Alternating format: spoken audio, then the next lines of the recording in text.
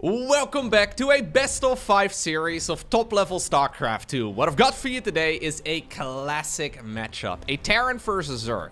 Where in game number 1 we find ourselves on beautiful Whispers of Gold. Spawning right here in the top left hand corner. We have the most dominant player ever from South Korea. With the blue Terran pieces, we're looking at none other than Maru's main command center. And his opponent, the most dominant player ever outside of South Korea. We're looking, of course, at Serral's main hatchery. Serral versus Maru. Now, this is one of those matchups that has been incredibly hyped up for years and years and years, because initially when they first got really good at the game, they somehow managed to dodge one another in every single premier tournament. Somehow they would be like basically in the perfect line on the bracket to meet each other, but then somehow, some way, they managed to dodge one another. Now, at some point they did start facing, and they faced over and over and over again. And it's become pretty clear that Maru has a little bit of a mental block against Serral in particular. In the vast majority of their encounters over the last couple of years, Serral, quite frankly, destroyed him. Now, of course, Maru is ridiculously good at the game. And it certainly is clear that he's extremely good against Zerg. He doesn't really lose against Zerg very often. But when he goes up against Serral, for some reason, it seems like he just does not manage to string a couple of wins together. Now, that may be the case, but of course we have been seeing some of Serral's results against, for example, Clem recently too, where Clem has been absolutely dismantling Serral. Honestly, it's gotten to a point where some players look at the Serral versus Clem matchup and they talk about Clem being really good at the game, but also Terran looking extremely overpowered, right? Like, when a player is that dominant, like what Clem has been like in TVZ as of late, and what Serral has been like over like the last 6 years of StarCraft, people almost forget that it's not even the player anymore, but they start talking balance about the race altogether. It's gotten to the point where a lot of folks right now look at the way that Clem plays Terran and they're like, oh my god, Terran is utterly broken. But then if you look at any of the other Terran players going up against Serral, usually it's not quite up to the same level. So, it seems to be a lot of personal skill. But this is a banger of a series. I did already cast this one at Home Story Cup. Basically all the games I've been casting over the last couple of days have been all from Home Story Cup. But that, of course, should not delay any of the fun, because this is still some proper high-level StarCraft. But sadly for me, lucky for you maybe, I already know who ended up winning this. Yeah, I wish I could forget. But as a fan of StarCraft and as one of the casters for Home Story Cup, it is pretty much impossible for me to dodge that. I would be a bad caster at a StarCraft tournament if I didn't know the results. Alrighty, so it's gonna be a triple CC opener right here for Maru. Nothing out of the ordinary. In the meantime, for Zerg, we have a triple hatch opener too. He is going for that Zergling speed. Serral not really messing around too much with the weird roach builds. Maybe like the low queen count builds that we have been seeing a little bit. Serral mostly still playing at least a semblance of the previous multiplayer balance patch. Delaying his queens more so than just removing them. So rather than adjusting to the new patch by changing up all of his strategies, he's mostly just been changing up some of the details. We'll have to see what the correct approach turns out to be. Now, this is, by the way, the very first tournament that Serral was playing in after completing his military service.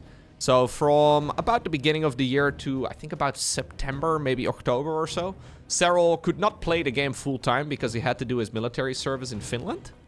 Maru actually still has to do his, but anyway, Serral did play in a couple of tournaments, but obviously he wasn't able to put in nearly as much practice time as he would have in the past. But he is once more a full-time pro gamer. And it was clear that he had been preparing for this particular event. Not signing up for any of the small online cups. Not signing up really for anything. He played like one show match against Showtime. Shortly after he completed his military service, I did cast that series too. But that's basically the only game that we have seen from Serral. Likewise, Maru plays in basically nothing. Maru plays only in the biggest tournaments, or, you know, the tournaments that he really wants to participate in. He does not play any of the online cups. He is not here to participate for $100 here, $100 there. Both of these guys are, of course, in the category of StarCraft 2 prize pool millionaires. I'm not exactly sure, actually, where we're currently at. Can I have a quick little look as this game starts up? Where are Serral's tournament earnings at so far, in total? Apparently, according to Wikipedia, he's at 1.66 million. In tournament earnings alone, which is not bad. Maru is sitting at a meager 1.35 million. I know. Embarrassing. Now, both of these guys have a little bit of pocket change. They can afford not playing the $100 cups. And obviously, that can be very beneficial too, right? When there's very few of your replays floating around on the internet and there's just not a lot of games. Very few people will actually know what to expect. All right, it's going to be a Hellion push right here from the Terran player. He's following this up with barracks 2, 3, 4, and 5. Pretty much all at the same time. A 1-1 coming up. This is that point in the game where we see Clem deal tremendous amounts of damage to Serral. Hellions a little bit misrallied here. Lynx are already on the prowl. We have 2 groups of queens. Then a couple as well close to the hatchery itself. Drone's in a bit of trouble right now, but this is when Serral decides to reveal that he has an awful lot of Zerglings, and that's it.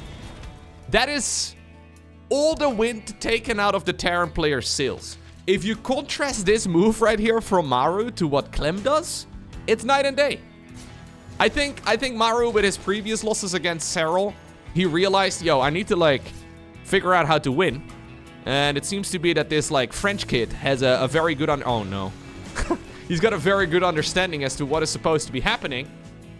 I need to be more aggressive in the early game. Well, you give it a try, and suddenly Serral shows up and just shuts all of it down. Okay. Double Evolution Chamber coming up on the back of this for Serral. And this is the finicky thing about Serral, right? When you play against other Zerg players, like you lose all your Hellions like that and Liberator for free against, for example, a Dark. Dark will be going across the map, ready to kill you in a minute from now. But Serral's like, yo, perfect. Great opportunity for me to make another base and finish droning and go 1-1 upgrades and do all the rest of everything I always wanted to do. Serral is here to win in about 10, 15, 20 minutes for now if he needs it. But he's going to be leaning into that advantage if he can. Still though, very playable game of course here for Maru, but you can tell that the creep spread is immediately out of control. This is where Serral is ridiculously quick and, well actually, he's not even at 400 APM yet. Washed up? No. He's trying his best to go, ooh. Okay, sorry. Let me back up for that. Maru didn't see it either in my defense. While he's busy with that Marine drop on the other side of the map, we had a cheeky little Baneling roll by. Serral wishing he brought like 2 more. 10 of those SCVs go down. Queens get targeted. Alright. Zerglings patrolling in the main base, ready to intercept this. Yeah, and this is one of those situations where it just goes from bad to worse, right? Like now, what do you do here as Terran? Your best course of action now as Terran is to keep playing what seems to be your best game. And then cross your fingers, hope the opponent makes a mistake. Either that, or you turtle up and you try to get the game to go the distance. And that is a strategy that Maru is very fond of, but also something that is not as powerful anymore since the new multiplayer balance patch. Since the Ghost is a little bit more supply heavy, it really is noticeable in the late game Terran army that you just can't make nearly as many of them. Infestation Pit here is done. We should be seeing a nice and quick hive here for Serral. Barracks 6, 7, and 8 just finished up. We have ourselves a 4th command center building. Second factory is now done. He's making a transition towards drilling claws together with widow mines. Oh, and a couple more Marines go down. Yeah, those are the mistakes you can't afford making. Maybe this... Oh, nice manual detonation right there by Serral. Yeah, that's another group of Marines going down. And now you start falling behind in every pillar of the game. The only thing that Maru really still has going for him is that upgrade advantage, and that is nice. But in every other way, he's just slowed down a bit. Not to a point where it's unplayable, but certainly into a position where everything's rough. Marines over here get cleaned up. Look at that line of creep, man. This is in sharp contrast to, for example, the Elaser builds. Where we skip out on basically all of the creep spread. Nice little Widow Mine drop though, but decent response as well by Serral. Not losing really any drones. A couple of drones have gone down so far. Now, is it possible for the Terran player to maybe commit to a 2-2 timing? Yeah, he's gonna give it a shot. Serral, by the way, all the way up to 96 drones here. He doesn't even have enough yet. We're going 100 workers. That's the goal. Triple digits worth of drones. And then just mass swarm. I kind of love it. Lore accurate Zerg. Lovely splitties right here. The Widow Mines over there are dealing friendly fire. Lings and Banes moving in as well on the left side of the map. And this is, by the way, pretty close to home for Terran. Like, he wants to be the aggressor. But Serral has spread the creep so far that it's almost touching the Terran's third. Oh, beautiful hatchery there, too. That's a underrated play right there with that rally point. Plenty of Zerg to push this away. Yeah, and Serral is going to be able to establish, once more, a really nice engagement. Now, 3-3 did fire up in the meantime. Vipers are coming up. We've got ourselves all of the late game upgrades coming in. One problem, of course, that Zerg players have been running into over the last couple of months is that their late game seems to be, yeah, mostly just more mid-game. Ultras are not that good. Brute Lords are pretty trash.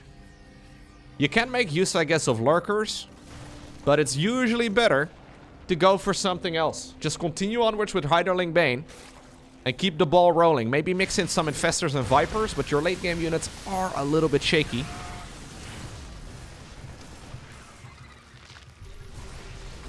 Vipers are now out, so Parabombs would be really good on the Medevacs in particular. That's why we see the Terran player trying to boost away. Pretty quick splitty there by Maru, though, negating a lot of that damage. The 6 Dropper Lords are on their way towards the left side of the map. Lunge is coming up. That's that new Hydralisk ability. It allows the Zerg player to quickly rush some of those units forward. Nicely done here by Maru, though. Now, it's going to be tough for Maru to secure another base. These first 4 expansions, or the first 3 expansions, I guess, on Whispers of Gold are relatively manageable. But where do you go from here? This push is also not going to do much. The creep spread is just so nice here for Serral. Able to traverse the map very quickly. Yeah, do you take the base over here? Do you go for the one right over here instead? Yeah, both are viable, but quite exposed. I think that's what Serral is basically doing. He's saying, yo, you can have 4 bases, but no more. I'll allow you 4 bases. You can make command centers if you want to, but I'm going to deny a 5th. Over and over and over again, knowing that you're going to bleed out by like minute 20. High-Rolling Bane coming in. Another good fight right here for the finisher. Nice micro here, though, by Maru. Splitting all of these units up. Expansion is attempted to be landed over here, but a pesky Zergling is burrowed in that same spot. Serral doesn't have that much of a bank, though. Despite having, like, almost 100 drones, his mining has not really been that strong. Like, it's been good, but... Oh, Parabomb? Doesn't have the energy.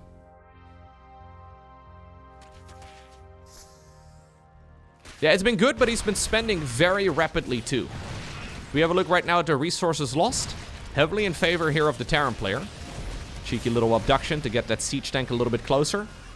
We do have a transition, by the way, coming up. Serral never really a rusher, right? Like, never really a lurker rusher in this matchup. Generally, more than happy to just take it easy and bring them with, like, for example, a Nidus Worm or maybe a drop.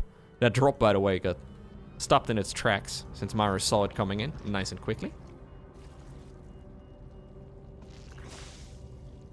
16 creep tumors coming up. Yeah, he's got so many. He's just adding on more and more.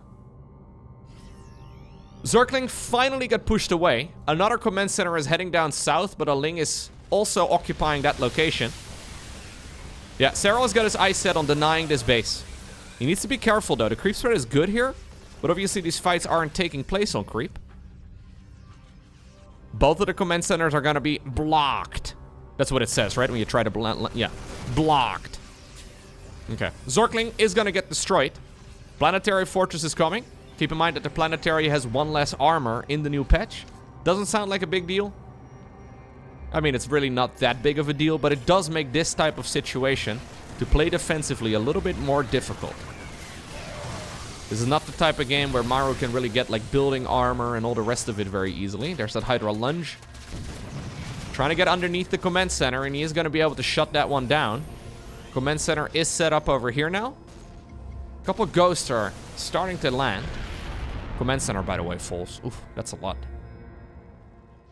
Maru, in the meantime, has snuck out an expansion on the left side of the map, and this is something that Serral is going to try and deny as well, I'm sure.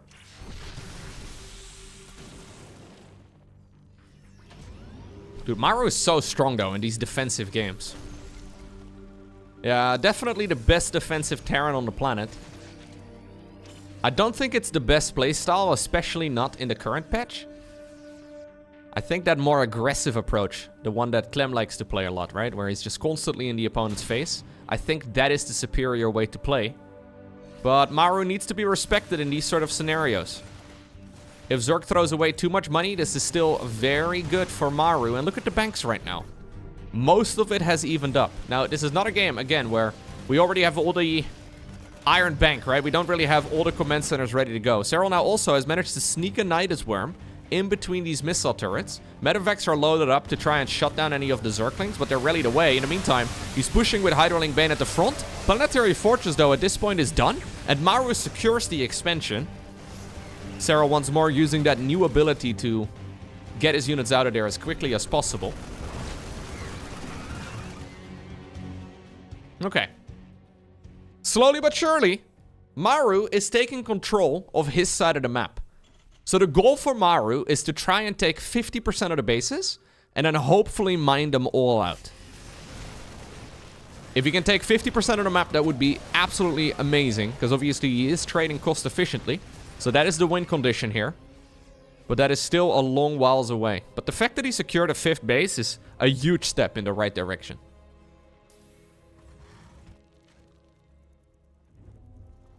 Zerglings once more sacrificing themselves in favor of the Widow Mines. And this is where the Zerg is going to once more try to see if they can deny this base. A lot of Banelings, Hydras, and Lynx. He wants to get the SCVs and the Planetary. Looks like he's going to get both. At least the majority of the SCVs. Quite a few of the Terran units, though, do go down. Once more, the lunge ability being used as a defensive measure. 4,000-ish minerals more lost. Gas guy, pretty much even. A couple of SCVs were trying to fight the fully upgraded Zergling. Good luck with that. Planetary starts up. Really, Maru? That's a desperation planetary if I've ever seen one. Couple of links coming in. Serral's thinking rinse and repeat. GG. Maru has not managed to secure a 5th base. And because of that, well, it's game over. Alrighty. Next up, we find ourselves on Ultra Love. Game number 2 in this best of 5. So, that previous game, it can all be traced back to that Hellion run-by that failed miserably. Maru decided to commit all of his early game Hellions, achieved very little, and then lost them all. And ever since then, Serral was like, yup, perfect. Let's play the game. You know how, like, in the StarCraft 2 arcade, you have these, like, macro trainers that basically just help you, like, for example, hit your queen injects and stay in the rhythm with hitting creep spread as well? That's basically what that game turned out to be for Serral, right? Like, that is the type of game that Serral wants to play. Pretty sure if you can look into the Serral dreams, him spreading creep, injecting bases, and overwhelming the opponent with Ling Bane, that's all the man ever wants to do. So it's all about obtaining that early game lead, right? And somehow, some way, in all the games that we see Clem play against Serral, he gets it, man. How in the world does Clem repeatedly get the early game advantage when Maru cannot? It seems like Maru just can't quite keep up in a very strange way, which is weird to say because he's been so dominant over the last, like, decade and a half. That always kind of blows my mind, by the way. I've been casting Maru games for a long time, and Maru is 27. Like, he's 27 years old right now. A lot of these pro gamers start very young. How old is Serral? I think Serral's like 26, maybe? Yeah, he's 26. Also kind of nuts, huh? Yeah. Anyhow, it's going to be a Reaper start here for Maru. Nothing out of the ordinary. Serral going in with the good old OV Scout. He will be able to reveal that in just a minute. And this will give him all the information that he needs. He sees the Reaper. He sees the Marine follow up. And the Overlord is pretending like it's gonna hide over here, and then it actually does hide over there. He set up a rally point to set it behind the main base initially, but that's apparently not where it's going to go. Reaper Scout goes in. It's time to start shooting at some of the drones.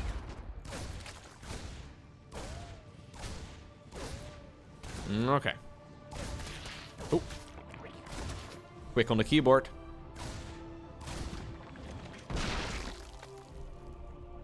Alrighty. Queen's coming up. Timing of the queens, by the way, is all a little bit different too. So it's actually one of the interesting additions of the new patch. Yes, the queen is 25 minerals more expensive, but the hatchery is also 25 minerals cheaper, meaning that the hatchery can be built about 2 seconds earlier than it could have in the past. Again, those are the little things that don't sound significant, but it means that the queens also do spawn a couple seconds sooner. Meaning that rather than like, I think it's like 11 seconds or so in the previous patch where you don't have a queen out when the Reaper can arrive, depending on the size of the map. You now have a couple seconds less where the Reaper can actually be an absolute nuisance. I don't know if that was intentional, and it's really not super impactful, but it does mean that it's become a little bit harder for the early game Reaper, the very first one, despite the queen technically being nerfed, because the queen is slightly quicker. It does become a little bit different. Now, this is a lovely little play by Serral, sneaking out a couple of Zerglings. This is something Serral only rarely does. Something that's super easy to counter if Terran knows that the Zerg player is fond of this, but Serral only mixes it in every once in a while. You defend this by leaving the first 2 Hellions at home, but this is a massive hit. 4 Zerglings for 5 SCVs is really good for Zerg. Furthermore, the entire Terran army had to retreat back home. It's not really that many units. But again, this is like a 20-second advantage right here that Serral effectively creates for himself. So once more, just like in the first game, maybe not as massively and not as drastically as what we just saw in the first game, but once more, Serral does have a tempo advantage. And that tempo lead is just so big in this matchup.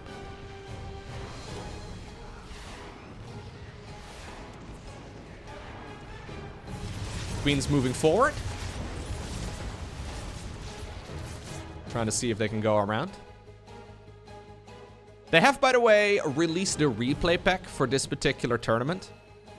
I quite frequently get the question, like, hey, where do you find replays for StarCraft 2? Like, I know the best way to, like, get better at the game is playing and then studying pro gamer replays. Where do you find replays? A lot of replay packs are private, and you can't really share them very publicly, but this one is available if you want to download it. I did retweet it. Or re-X, whatever you call that. I don't know. Anyway, I posted it on X, Twitter. I don't know what we call the platform. Anyways, it is over there, so if you want to head on over. x.com/LowkoTV. Twitter.com. I think you can do both. We re-exceeded it. Yeah. Anyways, they did publicly share it. And this is a really good opportunity to study some of the top-tier pro gamer replays, because it is an interesting time. The queen timings here, for example, are slightly different. Notice as well as Serral is now using that small little time advantage that he created for himself to go into 1-1 upgrades. Viking is going to land inside of the main base. So this is 1-1 upgrades before Lair and before Baneling Nest. Liberator goes down for free. I don't like those Liberators, by the way. Like, if I have to, like, point out one very obvious difference between Maru's early game and Clem's early game, is that Clem is constantly saving his Liberators. Sometimes he even sends the Liberator back home, repairs it back up, and then sends it out for more harassment. We see Maru using Liberators too, but then he just sort of loses them for free. No. A little bit unnecessary. The StarCraft community, by the way, is still very focused on X. Or Twitter. I'm more than happy to try out other platforms. I don't really mind, but...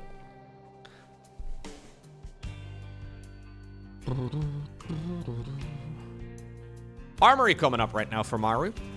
Nice and quickly. Not gonna forget about that. 2-2 can be started pretty quickly. This map is really pretty, by the way. Compared to the PTR version, we have these, like, red lines. The only thing... So the red is a lot stronger, right? So we have, like, a red side of the map, and then the lines kind of continue. I mean, it's being gooped up to creep right now, but the red LEDs are all over, and then we have a blue side of the map as well. The only thing is that the blue player and the red player are not set in stone. So right now, for example, we have Maru spawning in red, but he's on the blue side of the map. And Serral is spawning in blue, and he's on the red side of the map. I know. Better goop it up with creep. Better goop it up with creep. It's the best thing to do. Cover all of it, man. Alrighty, Maru comes in. Snipes a queen. Serral transfuses the wrong queen. Washed up. Serral human. Confirmed. Ay, ay, ay. +2 coming up. We should see +2 armor here momentarily.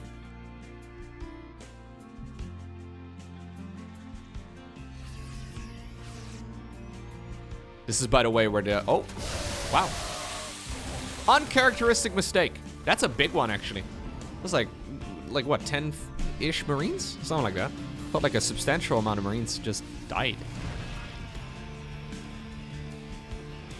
Yeah, and again, you blink twice, man. You look at the minimap, and suddenly everything is gooped up.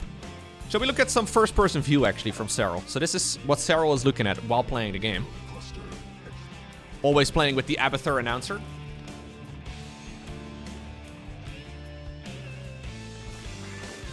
You see how fast he put down those creep tumors? Let me just back that up for a second. This is what rapid fire looks like. He just put down about 17 creep tumors in half a heartbeat.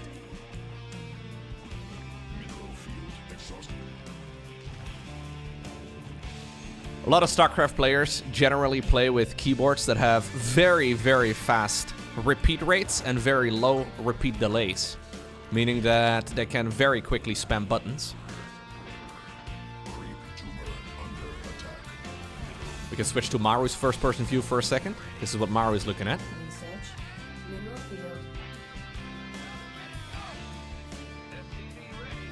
Is this confusing for folks to watch? Like, I love watching first-person view. But I've also heard many complaints in the past by players that don't love this sort of thing very much. I think it's really cool to see for a little bit. Because it kind of puts it in perspective, you know? Like, oftentimes I look at engagements and I'm like, ha! He didn't even pick up the Marines! That's because he's managing 17 other things at the same time. There's the 6 Overlords again for Serral. 6 Dropper Lords coming up. We didn't quite learn what the original plan of those was in the previous game.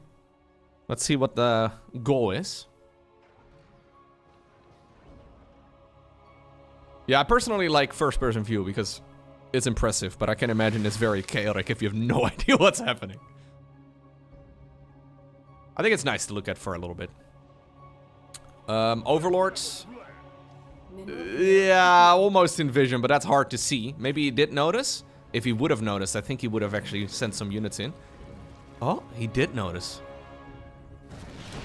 A couple of missile turrets are set up. Serral decides to retreat.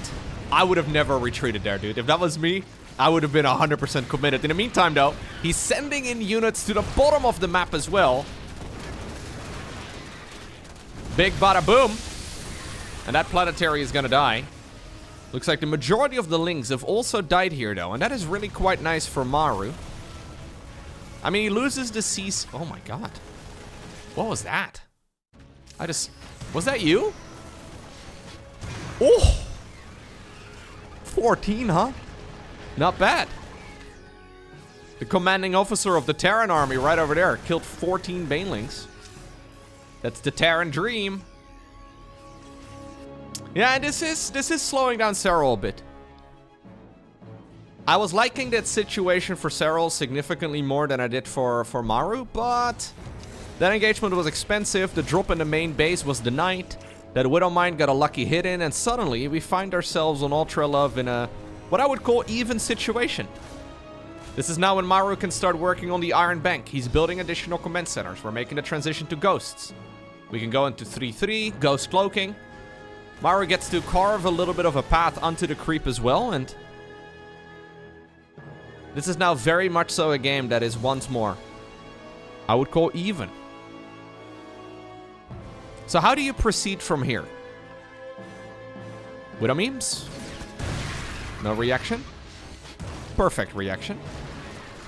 Couple of hellbats though, already standing tall here. They're gonna get shut down pretty easily. Okay.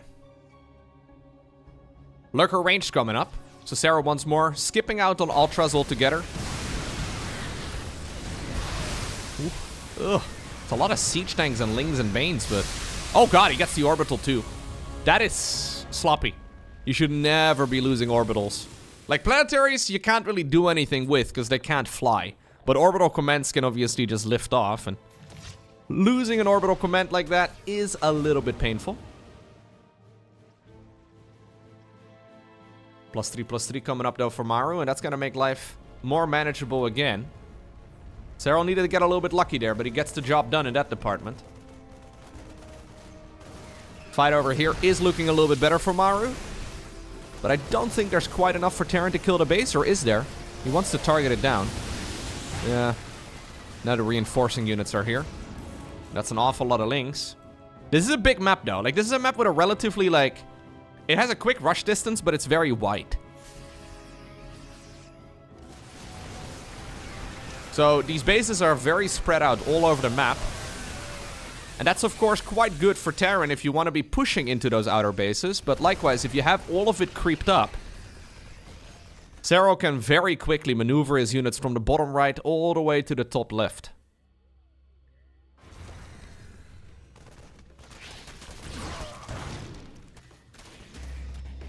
Nidus network coming up. Queens are moving towards the front as well, it seems. Where are we going, ladies? They're following Brenda, commanding officer of the Queens. Alright. I don't know where... Oh, we're putting down creep tumors. That's where we're going. Oh, jeez.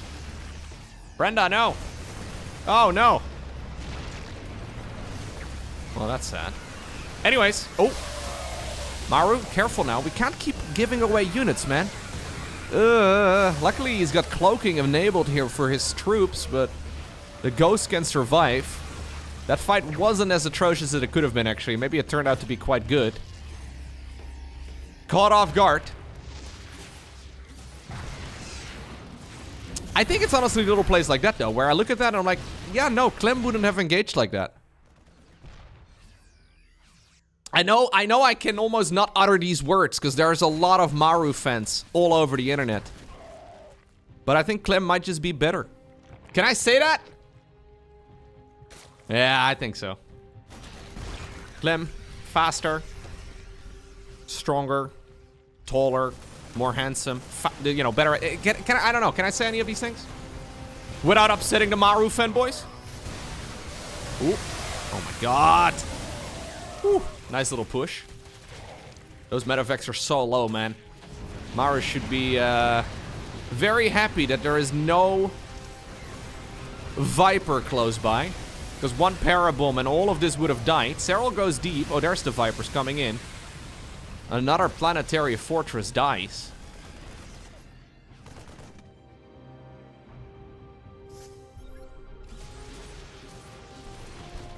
Maru is close by though. He's had his eyes set on this expansion for a long time now. This is not really a base that matters that much though. Serral has plenty of mineral fields to still be mining from. Yeah, I say that. There's actually not as many as I thought. Serral trying to take both the top right as well as the bottom left. Or bottom right and top left rather. Sorry, I got confused. My left hand is where my thumb is on the right. That's how I remember it. Anyways. Hatchery gets cancelled over here.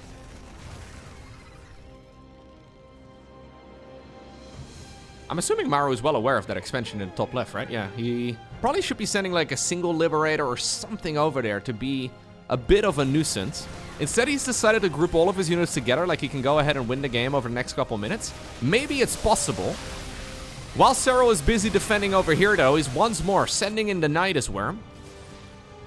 One of those Overseers in siege mode is going to provide just enough vision to put it behind the missile turrets.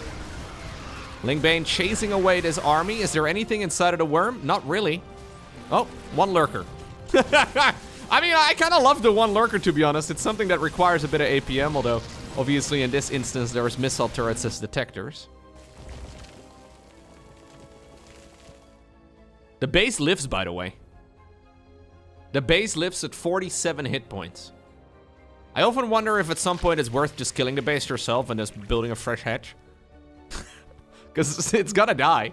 Like, at some point, Maru is gonna sneeze and the hatchery breaks. This hatchery gets denied once more. Drone burrows on the ground. I love it. Unburrow. Shh, quick. In the meantime, a couple lurkers here being a nuisance.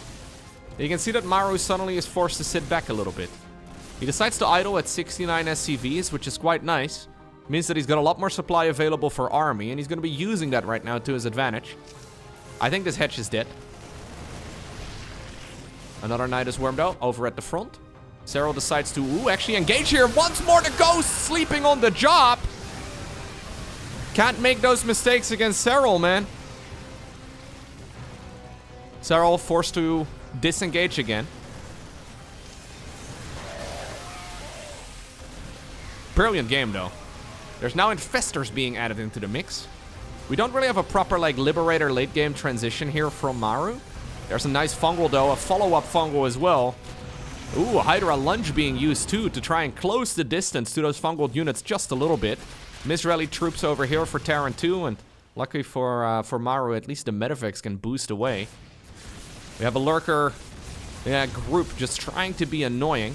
Moving outside of the liberation zones, forcing scan after scan. Yes, there's a lot of scans available, but it's not like he's got infinite orbitals, only 4. Generally speaking, we go up to about 8, sometimes even more than that, so 4 orbitals is nice. But not really what Terran's looking for, and that's exactly why Serral's splitting up his units. Now one of those orbitals is actually right over here, not even a planetary fortress. I think it's actually it might be better to put an orbital here rather than a planetary anyways. Because at least they can lift. SCVs are going to go back to mining here in a moment, but slowly but surely, Maru is starting to fizzle out. He just doesn't have a lot of cash. Hatchery over here gets remade. I mean, I say that. I keep seeing Serral sitting to like 90, to like 100 workers, right? Like he's got a lot of drones, but he never has a bank. Against the likes of Clem and Maru, he just doesn't have a chance to really build up any economy. You kind of expect to see this much Zerg economy and then also thousands of minerals and gas in the bank, but that doesn't really happen. I mean, we have some gas, but the mineral count is just good enough here to win the game, but certainly not something to really write home about. Either way, Maru feels like he can no longer play this match, so he decides to tap out. Abyssal Reef is going to be the 3rd game in this best of 5 series. This is the Serral that we've all come to expect almost, right? Like, this is the type of gameplay that we've been seeing Serral do for, like, 6 years now. Believe it or not, 2018 is 6 years ago. Almost 7, actually. Anyways, I won't make you feel old yet, but there's no denying that this is all the Serral style that we've come to expect, right? And then you see him go up against, for example, Clem, and it's almost like a mental block. In much the same way that Maru seems to have a bit of a mental block against Serral, Serral seems to have a bit of a mental block against Clem.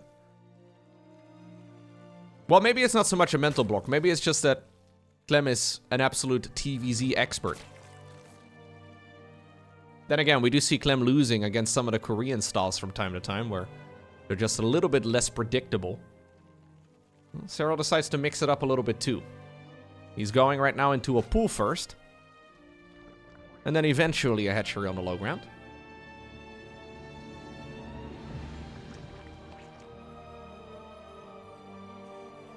One of the questions I've had about a dozen times over the last couple of weeks, last couple days, is whether or not in the grand finals, right? So the grand finals was Clem's Protoss going up against Gumiho's Terran. Whether or not I think MaxSpecs would have won. I think so. Yeah. MaxSpecs' PVT is nuts. But I'm not sure whether or not I would have expected MaxSpecs to win against Maru, or MaxSpecs versus Serral, or MaxSpecs versus Clem. there's this really interesting dynamic, you know? Where, like, Clem seems to be beating Serral. Serral seems to be beating Maru. Maru seems to be beating everybody else. But then we can have a player like Gumiho beating Clem. And I would imagine that MaxSpecs would be... There's this interesting circle. There's a very interesting dynamic between all the different pro players. Where they may technically be the best in a certain matchup or on a certain map or against a certain opponent, but it's still not a given. It's a very complex rock, paper, scissors. Is the OV actually gonna live this? Yeah. Poor little guy. Now, this was a pool first build, so the Zerglings are actually already available. I saw a great Reddit thread saying that MaxSpecs was actually there. MaxSpecs was actually there in the crowd. As long as he didn't say a word, since we don't know what he looks like, nobody would recognize him. That kind of blew my mind. I actually did look around at Home Story Cup. I was like, yo, could any of these guys... Like, could it be... Could any of these guys be MaxSpecs? He doesn't even have to wear glasses, you know? He doesn't have to look... He just has to be there.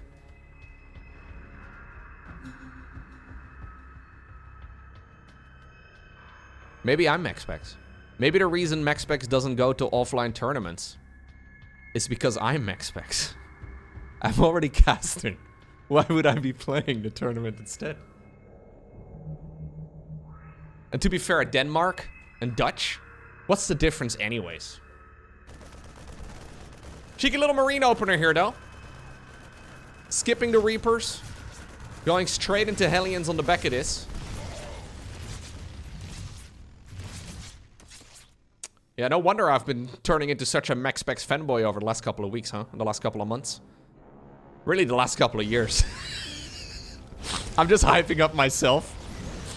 God, that would be so pathetic. I wish I was that clever. I'll be honest with you, I wish I was that smart. Yeah, it would have been great.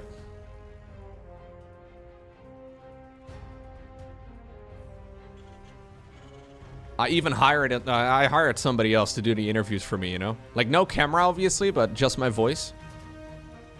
I needed to make sure somebody had a slightly more Danish accent than me.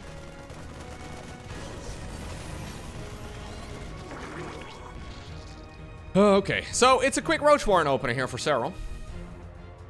This is the I don't want to die to anything stupid build. It's a great build.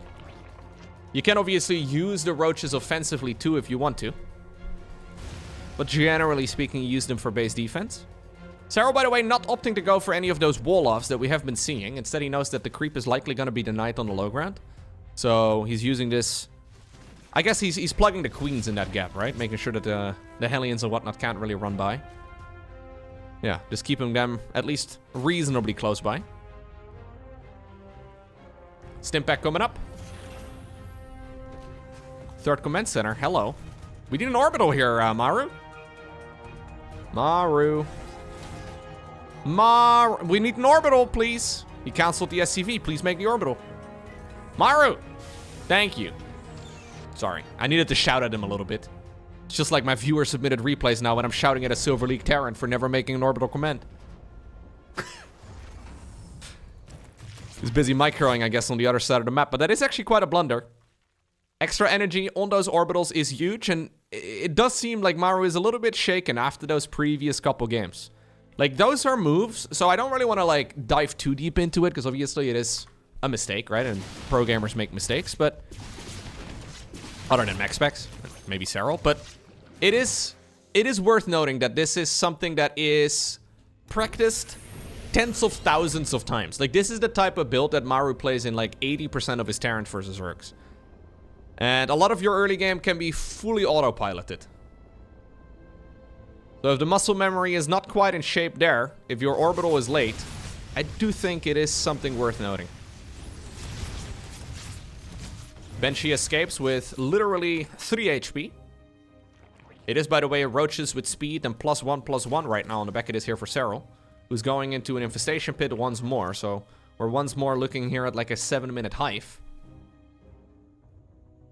It's interesting how we've been seeing the Zerg players rush up to Hive to then go ahead and play mid-game armies, right? Like, we used to see Hive rushes for Hive tech units, but these days it's really just for adrenal glands and Vipers.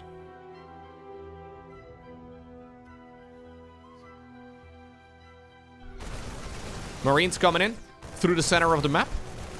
And they are once more clearing out the creep. Now, that is a big scan. I think he must have caught like 10 creep tumors there. Not bad. Hungry for more, but now the roaches show up.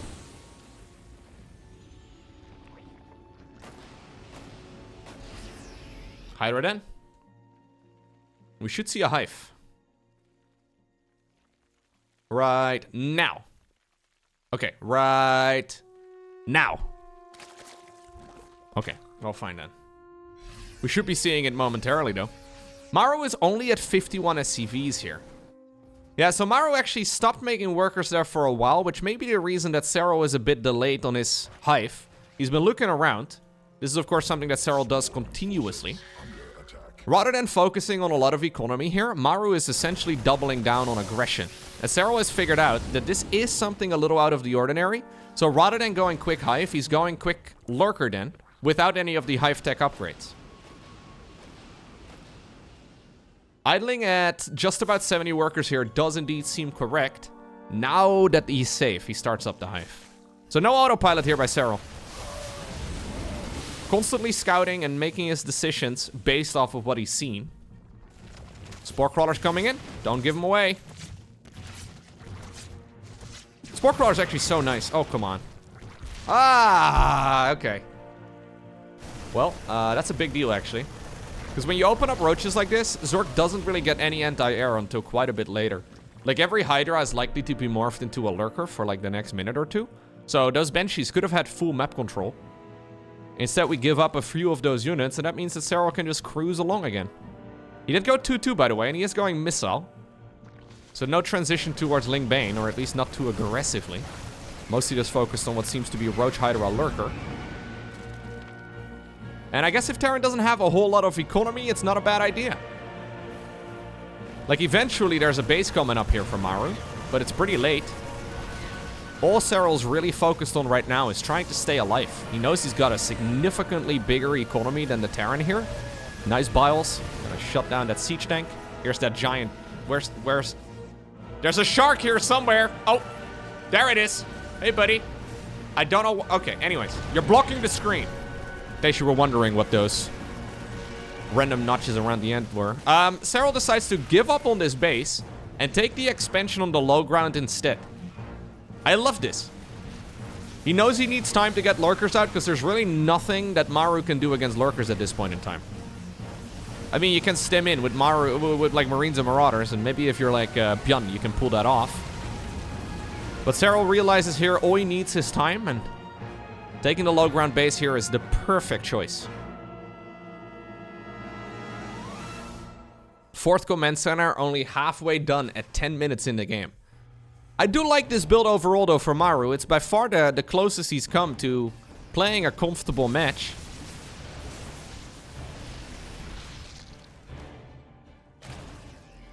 At least he gets to be the aggressor, which is something that after the early game, we haven't really seen him be able to do too much in the previous couple of games we've seen. But it turns out Serral's very strong defensively. Sorry, lads. Gotta walk. Yeah, Serral's slowly teching up here towards that late game army, right? So he's eventually gonna be able to arrive at those Lurker upgrades, even though they're relatively late. They're also very safe. And what exactly do you do right now as Maru against Lurkers? As soon as the Vipers have energy, there's only one right now, you can yoink them. There's no ghosts. Yoink! No ghosts available. Yeah, so those Vipers have free reign. Like, the ghosts are coming right now, but they're not here yet. 2 Lurkers are keeping this entire Terran army at bay. Well, there's also a lot of Zerg hiding, but it is tricky. In the meantime, oh, cheeky 2 Lurkers have moved towards the right side. This is a Serral move and a half. It is going to draw the entirety of the Terran army back. This guy over here floating to the surface of the Abyssal reef. It's actually 3 Lurkers. They've bought so much time. Okay, so now Serral gets to be the aggressor again. And how do we do it? Well, apparently with Dropper Lords. At least that's one of the tools. Hydra range coming up, or Hydra speed. We have everything here researching now. Serral doesn't really need to be aggressive, but he's feeling like this is an opportunity to potentially deny, I think, the 4th base. Yeah, so knocking down these rocks. Since the 4th is so late, there's not really that many units for defense. Gas count is relatively low, though, for Serral. Okay, he's retaken this base, and it's going to be gas only on that expansion. Does he have enough to just straight up kill this planetary? Probably. Oh, this is a good one, though, for Maru. Nicely done right here. Gets the lurkers. The rest of the bio army was coming in around the site, but Serral has already disappeared. He knew that there was a large Terran army there, so no reason to overcommit.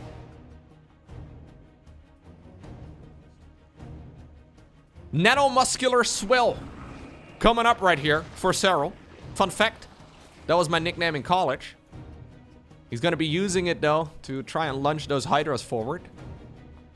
And it seems like we have a little bit of a cheeky Overlord drop in the direction of the main base and maybe the natural expansion. Adrenal glands coming up. +3/+3 coming up. So these are unupgraded Zerglings. No Evo Chamber upgrades for them, but they do get Adrenal. It's kind of funny. Plenty of units here for the Zerg to grab all of this. And Serral has decided to slow this game down. He could have been the aggressor here, but after pushing back those Terran armies, he's decided, you know what? We are gonna hang out and macro up and see how it goes. Now, on this map, you can't really deny the 5th base very easily. Lurker drop, by the way, has arrived in the natural, but easy cleanup right here for Maru. Honestly, I feel like late-game Zerg units are just not really worth making, man. Like, I don't see why you would make them. Lurkers are kind of good sometimes, but...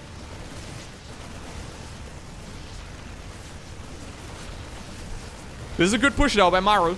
Unloading the Medevacs in the main base. Baneling speed is coming up right now. Serral's making a full transition towards, well, effectively Hydraling Bane again. He's been trying to play something else in this particular match, but he wants to go to the comfort zone here eventually. Serral already has a significant bank, though. Even after making 10 lurkers, he still has money to spend. He wants a planetary fortress. Honestly, with his total tournament earnings, he can probably buy one. Like, in real life, I mean.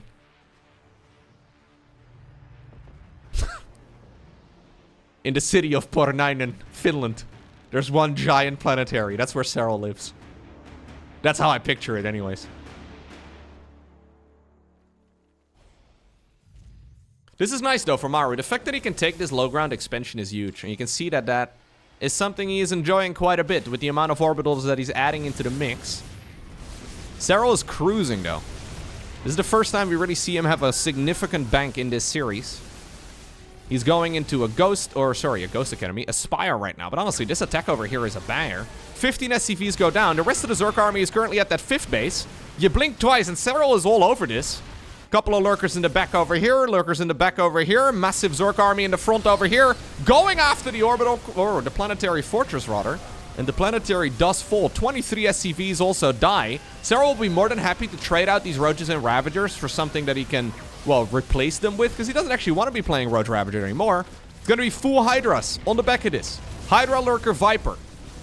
Mate, you blink twice, and the entirety of the Terran infrastructure disappears. 32 SCVs go down on top of it. Oh.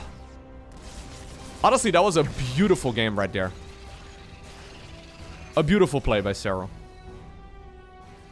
I don't even know how he found that opportunity. That's actually nuts. The fact that that attack started with a bunch of lurkers on the low ground, split off his units preemptively to move in on the front when he knew his army was going to distract basically the entirety of the Terran. Couple lurkers here in the back. I mean, I don't know if that was a practice play or something that just came to him as he was matching against Maru here, but the fact that he actually decided to make that call is huge. And now he actually has a really nice army. Like, if you look at the army values, yeah. So this is much nicer now for Serral than it was before that, because he still had so much supply caught up in Roach Ravager. 10,000-ish resources for Serral versus a significant amount less here for the Terran player. Especially if you don't have the positional advantage. What in the world are you gonna do? Well, this expansion is gonna be denied once again. And we are approaching the 20-minute mark, and 20-ish minutes into the game is when the first 4 bases usually run out. Maru has a few minutes remaining, really, to stabilize here. Already, there's 31 SCVs on 8 mineral fields, and those 8 mineral fields are running very low. Yes, he's got all these orbital commands, but if he doesn't have mineral fields to use the mules on, what are you gonna do?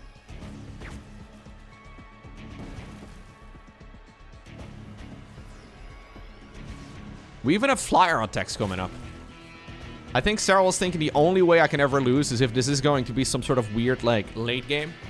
Right? Where Terran can max out on once more a whole lot of Liberators and Ghosts and all the rest of it. This is basically the late game flex right here for Serral. I don't think he's planning on making any Corruptors, but if he needs to, he's already got them prepared.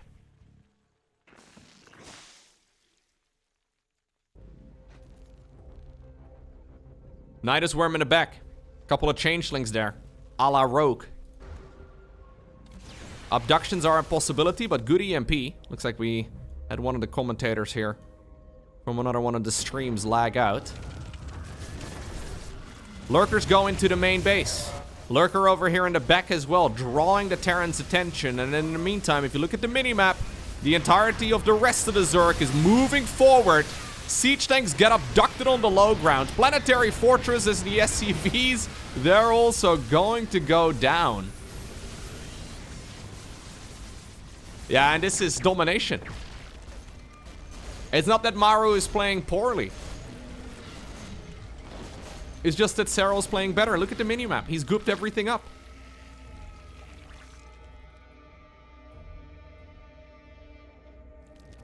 Additional banelings are coming up. Maru's plan is to basically, well, try to sit in a game for as long as possible. It is, of course, yeah, it is possible, I guess, that Zerg can make a mistake, right? So he is gonna use that as a potential opportunity, but it's very tricky to find this Zerg player make any critical errors like that. He comes in, kills another base, and at this point, he's essentially suffocating the Terran. Another Nidus Worm in the main. Look at this. We have a freaking group of changelings making it hard for Terran to run. This is effectively a Zerg force field. It looks like Maru, though, has decided to no longer defend at home. Instead, he is gonna send all of his troops that he's got towards the other side of the map for one final push. There's a handful of Lurkers here, making that a finality. It means that Maru has to win this game right here, right now. Does he have enough? Deep onto creep, no split just yet. Group on the left is going to move as well. Ghosts actually do find an awful lot of value. Serral is forced to retreat. That was a dangerous play by Maru, but one that turned out to be the correct call. Zergling run by, going in as well. This is an orbital command right now, so a very vulnerable base. Lurkers on the high ground are able to deny the expansion over there, but at the same time Maru is doing the same thing on the other side of the map.